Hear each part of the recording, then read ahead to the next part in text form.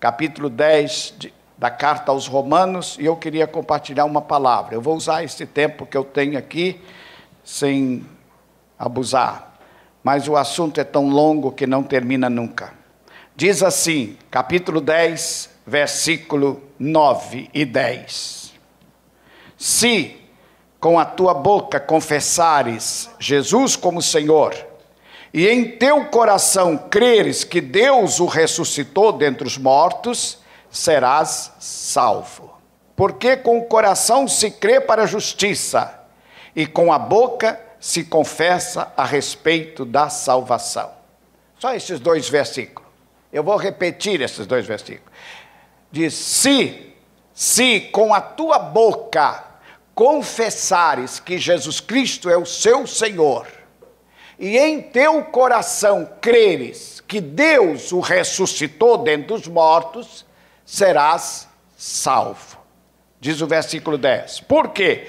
Com o coração se crê para a justiça, e com a boca se confessa a respeito da salvação. Até aqui. Poderia ler muitos outros versículos, mas gostaria de ler só esses dois versículos. Querido, eu quero convidar a você a ficar comigo durante 15 minutos numa reflexão. Queria convidar você a pensar comigo sobre esse tema, a salvação ao nosso alcance. A salvação ao nosso alcance. Eu quero falar rapidamente de salvação, salvação eterna. Não é uma salvação qualquer. A salvação é a coisa mais importante que pode acontecer na vida de um homem, de uma mulher. A Bíblia diz, ide por todo o mundo e pregai o evangelho a toda criatura. Quem crê e for batizado será salvo. Quem não crê será condenado. Veja bem, ide pregai o evangelho a toda criatura. Quem crê e for batizado será salvo. Quem não crê será condenado. Então, repito eu mais uma vez, a salvação é a coisa mais importante que pode acontecer na vida de uma pessoa. Por quê? Por quê? Porque a Bíblia diz, todos pecaram, e carecem da glória de Deus. A Bíblia diz, o salário do pecado é a morte, e aqui não é morte física, é morte eterna, é a morte espiritual. Romanos, aqui nessa carta de Paulo aos Romanos, no capítulo 3 e capítulo 6. Todos pecaram, todos, e necessitam e carecem do perdão, da glória, do favor de Deus. Por quê? Porque o salário do pecado é a morte. O salário do pecado é a morte. Mas diz a Bíblia, o dom gratuito de Deus é a vida eterna em Cristo Jesus. Olha, o salário do pecado, a consequência da pessoa que vive na indiferença, porque o maior pecado não é roubar, não é matar, não é adulterar, não é assaltar banco, não é ser traficante. O maior pecado é a indiferença a Deus. É a indiferença a Deus. Queridos, o homem não pode rejeitar esta oferta gratuita de Deus da salvação. A salvação é uma oferta gratuita. O dom, olha, dom gratuito.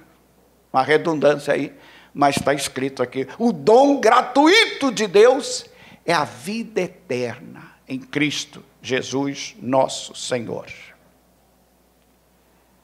O texto que eu li diz assim, se, condicional, se com a tua boca confessares que Jesus é o seu Senhor, e em teu coração creres que Deus o ressuscitou dentre os mortos, serás salvo. Porque com a boca com o coração se crê, e com a boca se confessa a respeito da salvação. Por isso, repito eu mais uma vez, a salvação, a nossa salvação, é a coisa mais importante que pode acontecer na vida do homem. Às vezes nós falamos e até acreditamos nisto, que a vida é o dom maior. Todos nós já ouvimos isto em algum lugar. A vida é o dom maior. Realmente a vida é um dom, está vivo, está com saúde, é uma dádiva divina, é um dom de Deus, é um dom, mas não é o maior. Porque o dom maior é a salvação, é a vida eterna em Cristo Jesus. Esse é o dom maior. Então, o maior milagre que pode acontecer na vida de uma pessoa é ele ser salva por Jesus Cristo. Esse é o maior milagre.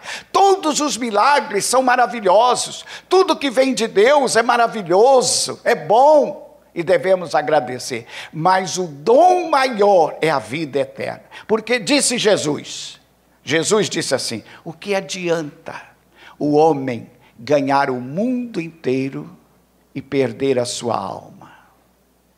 Está lá em Mateus capítulo 16, versículo 26. O que adianta, disse Jesus, se nós pudéssemos ganhar o mundo inteiro e perdêssemos a alma? Não valeu a pena. Porque essa vida é tão curta. Esta vida passa tão rápido.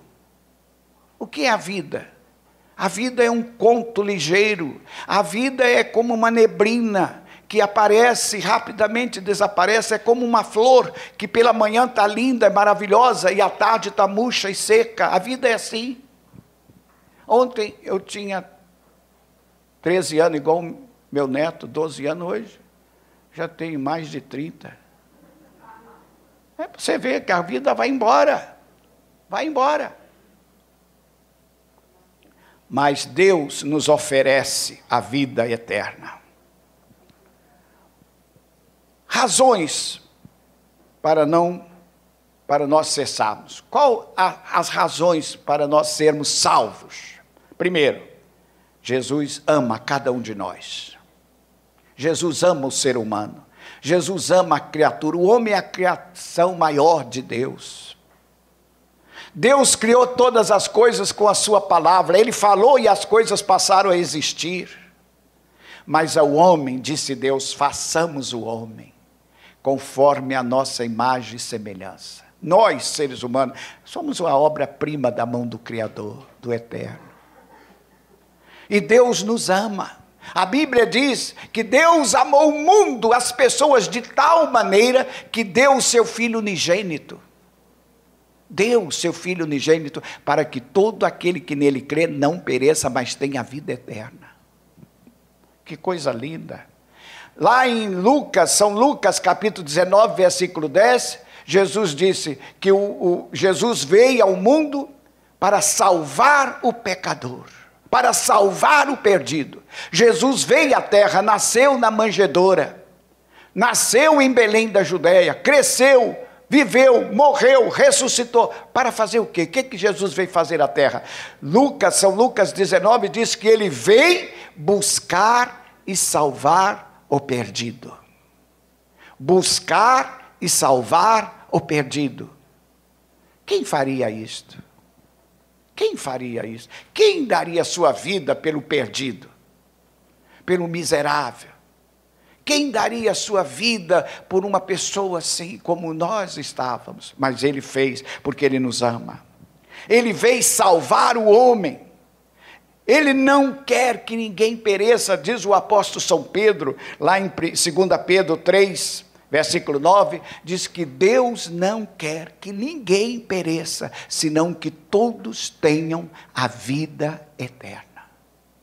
Vida eterna é vida pós-morte, vida após essa passagem por aqui, porque nós estamos de passagem. Mas diz lá o São Pedro, diz assim, Deus não quer que ninguém pereça, que ninguém morra, não é a vontade de Deus. A vontade de Deus é que todos nós, homens, mulheres, jovens, velhos, crianças, todos sejamos salvos. Todos sejamos salvos. E as coisas de Deus, elas estão ao alcance de todos, alcance da pessoa idosa, da pessoa jovem, tanto de um adolescente de 12 anos, quanto de uma pessoa mais adulta. Quando eu conversava ali com o nosso irmão Romero sobre o batismo nas águas, é difícil. É mais difícil, é mais fácil falar para um jovem do que para ele. Ele é um médico, é um cientista, é uma pessoa que estudou, e eu disse, meu querido, nós temos que falar de coisa tão simples, tão simples, tão simples, como 2 e 2 é 4. Você vai entender isto. Porque as coisas de Deus é simples. Os homens complicam, criaram religiões, criaram confusões. As coisas de Deus é simples. Quem crê tem a vida eterna. Quem tem Jesus tem a vida. Quem não tem Jesus não tem a vida. Ponto final. Se você tem Jesus, você tem a vida eterna. Se você não tem Jesus, você não tem a vida. Cristo pagou o preço da nossa salvação. O preço já foi pago. Tudo foi pago, tudo foi consumado. Diz a Bíblia que o preço que a nossa salvação custou não foi prata nem ouro, mas foi o sangue do seu Filho Jesus. Jesus pagou o preço na cruz do Calvário, entregando a sua vida santa, pura, por nós. Foi o preço do seu sangue. O apóstolo São Pedro, lá em 1 Pedro 1 e 18, diz que nós fomos comprados, não com prata nem ouro, mas pelo precioso sangue do seu Filho Jesus Cristo. Então ele já pagou, ele já consumou. Tudo o que tinha que fazer, ele já fez. Aqui no Evangelho de São Marcos, no capítulo 16, versículo 15, Jesus diz assim: ide por todo o mundo e pregai o evangelho a toda criatura. Foi a ordem de Jesus. Olha, ide por todo o mundo e pregai o evangelho a toda criatura. Quem crê e for batizado será salvo. Quem não crê será condenado. Ide por todo mundo, pregai o evangelho a toda criatura. Quem crê e for batizado será salvo. Por que evangelho? Por que o evangelho? Porque tem que se pregar o evangelho. Não tem outro meio? Não tem outro recurso? Não, é o evangelho. É pelo evangelho. É pelo evangelho que nós vamos ser salvos. Sabe por quê? Porque diz a Bíblia que o evangelho é o poder de Deus para a salvação de todo aquele que crê. Primeiro do judeu e também do grego. Os judeus, por quê? Porque as escrituras faz essa referência? Porque os judeus, a eles, Deus revelou ao povo judeu. Deus deu ao povo judeu os oráculos de Deus. Jesus veio da nação de Israel. Deus levantou um povo, formou um povo não perfeito, porque não existe gente perfeita, mas através daquele povo Deus deu o Messias Jesus. Então, ele diz que o Evangelho é o poder de Deus. O Evangelho é as Escrituras Sagradas. O Evangelho é o poder de Deus para a salvação de todo aquele que crê, judeu e grego, sábio e ignorante, tanto faz. O evangelho é o poder de Deus. Então, queridos, se você quer ser salvo, você precisa ser conduzido pelo evangelho, porque o evangelho é o poder de Deus. Não tem outra fonte de informação nem de formação a não ser o evangelho. O evangelho informa e forma o novo homem, a nova mulher, recriado em Cristo Jesus. Então, por isso Jesus disse assim: ide, pregai o evangelho a toda criatura. Quem crê e for batizado será salvo. O que é esse crer? Esse crer envolve a nossa vida, envolve a nossa personalidade, envolve comprometimento. Não é apenas crer, eu creio. Não, esse crer envolve o nosso compromisso com Deus. Muito bem, então, queridos, condições para nós sermos salvos. Terminando, condições para nós ser salvos: crer em Jesus como nosso Salvador. Crer em Jesus como nosso Salvador. O texto que eu li disse: se com a tua boca confessares Jesus como Senhor, e em teu coração creres que Deus o ressuscitou, serás salvo. E diz mais, porque com o coração se crê e com a boca se confessa. Então, a nossa salvação, ela se torna real, concreta, a partir do momento que a gente crê e confessa e fala. Por isso, palavras têm poder. Palavras são importantes. É muito importante o que você fala. Porque quando você fala, isto gera vida.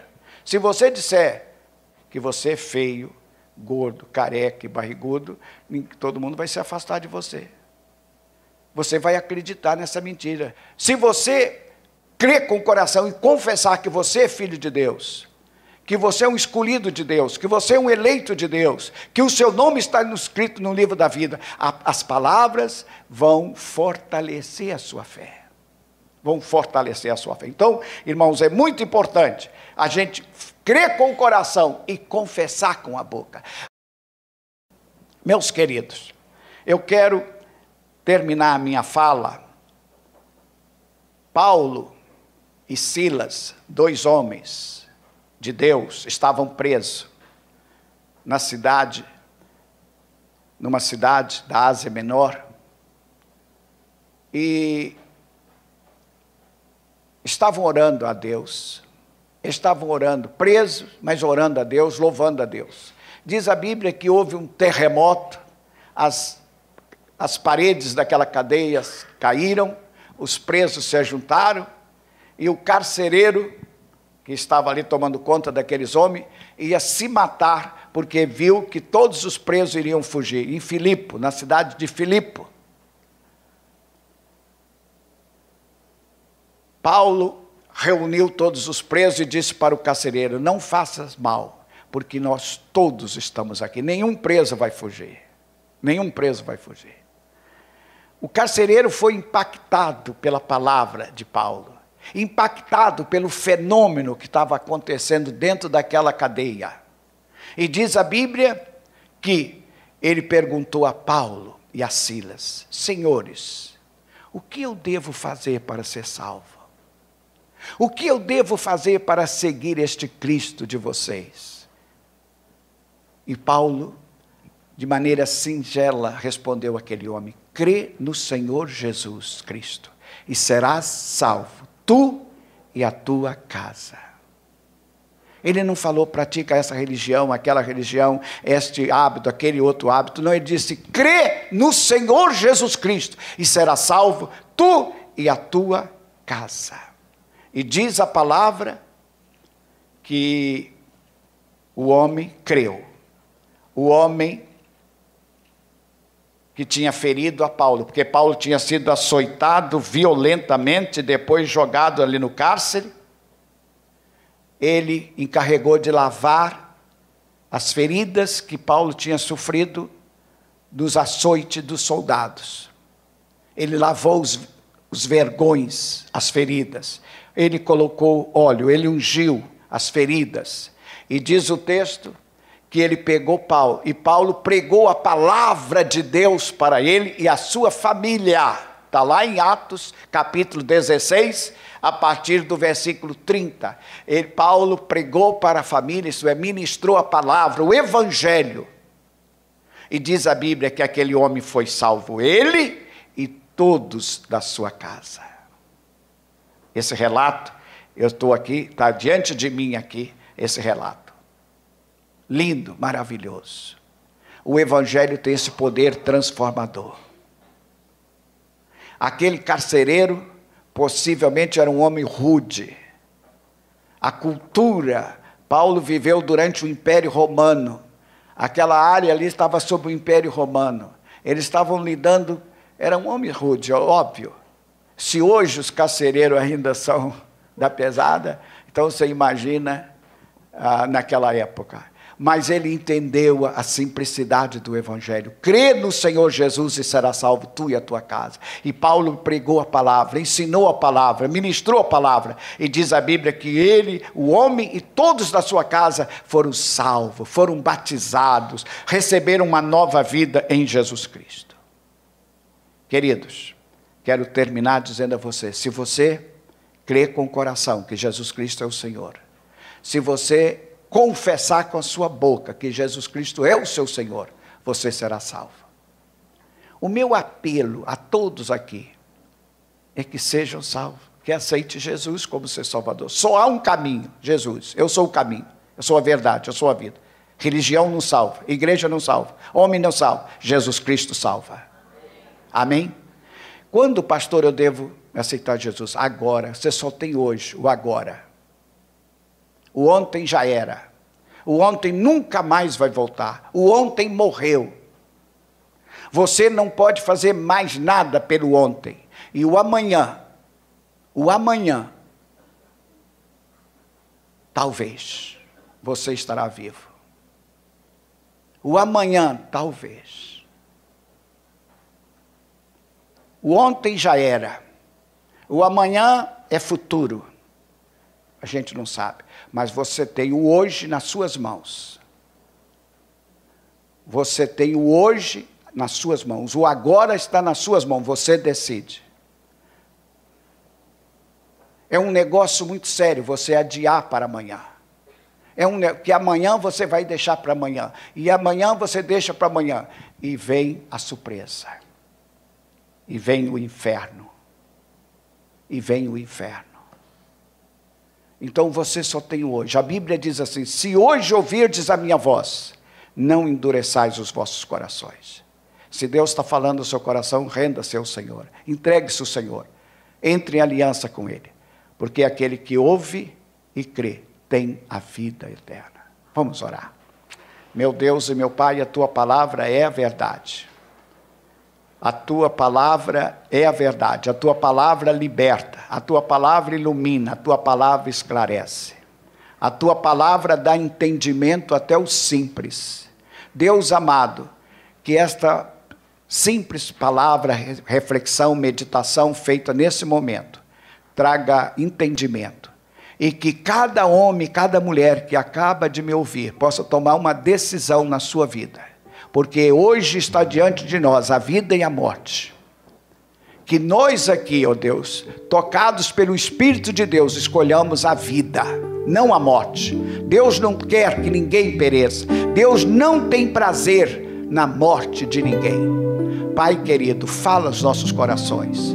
Ó Deus, quebra toda mentira do diabo, todo engano que seja desfeito, e que nós possamos entender nessa noite que Jesus Cristo nos ama e quer nos salvar da morte, do inferno. Pai querido, fale melhor do que eu e faça a obra em cada um de nós, em nome de Jesus. Amém e amém. Amém e amém.